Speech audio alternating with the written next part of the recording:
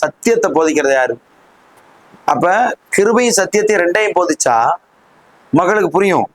கிருபை மட்டும் போதிக்கும் போது இது ஒரு பிழைக்க வந்த வழி மாதிரியே தெரியுது. ஏன்னா இது பிழைப்புக்கான வழியா தோணுது எங்களுக்கு பார்க்கும்போது வைத்தறிச்சலா இருக்கு. ஏன்னா சத்தியத்தையும் நீங்க சொல்லிக் கொடுக்கணும். உங்கள்கிட்ட கூடுற மக்கள், கிருபை பேசுற ஊழியர்கள் அந்த கூடாரங்கள்ல மக்கள் கூடுகிறாங்க. நீங்க சத்தியத்தை விட்டுறீங்களே, அப்ப சத்தியத்தை யார் சொல்லிக் கொடுப்பா?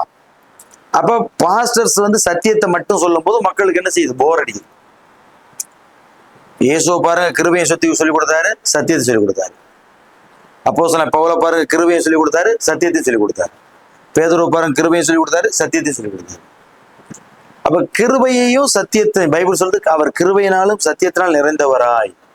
ஆண்டவர் ஒரு கிருபையில மாத்திரம் வரல, கிருபையும் சத்தியத்தில் நிரம்பி வந்தார். இப்ப ரெண்டையும் சொல்ல வேண்டியது எந்த ஊழியமா இருந்தாலும்